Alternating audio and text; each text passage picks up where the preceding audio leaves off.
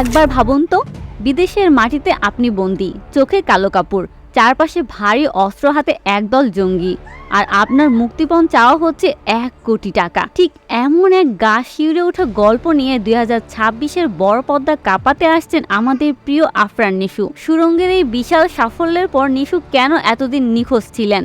এই দম সিনেমার ট্রেলার কি তবে সব অপেক্ষার অবসান ঘটাচ্ছে? ভিউয়ার্স, ভিডিওটি শেষ পর্যন্ত দেখুন, কারণ ট্রেলারের প্রতিটি সেকেন্ডে লুকিয়ে আছে এক ভয়ঙ্কর রহস্য। ট্রেলারটির শুরুতেই আমরা দেখি এক রুক্ষ মরুভূমি, যেখানে জরাজীর্ণ পোশাকে, ধুলোমাখা দাড়ি আর বিধ্বস্ত চেহারায় হাজির হন নিশু।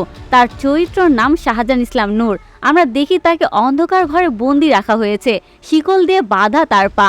জঙ্গিরা তার মাথায় বন্দুক থেকে দাবি করছে 1 কোটি আফগানি মুদ্রা। নিশুর সেই আর্তনাদ, আমি মরতে চাই না, দর্শকদের বুক কাঁপিয়ে দিচ্ছে।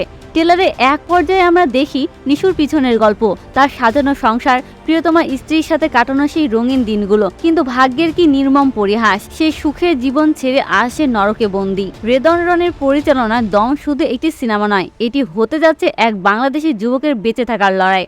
2026-এর ঈদ উল ফিতরে মুক্তি পেতে যাওয়া এই ট্রেলারটি কি আপনার মনে জায়গা করে নিয়েছে? নিশুর এই বিধ্বংসী প্রত্যাবর্তন কি পারবে আগের সব রেকর্ড ভেঙে দিতে? আপনাদের মতামত কমেন্টে লিখতে ভুলবেন না। তারকাদের এমন আপডেট গসিপ জানতে সাবস্ক্রাইব করুন আমাদের চ্যানেল স্টার গল্প বাংলা।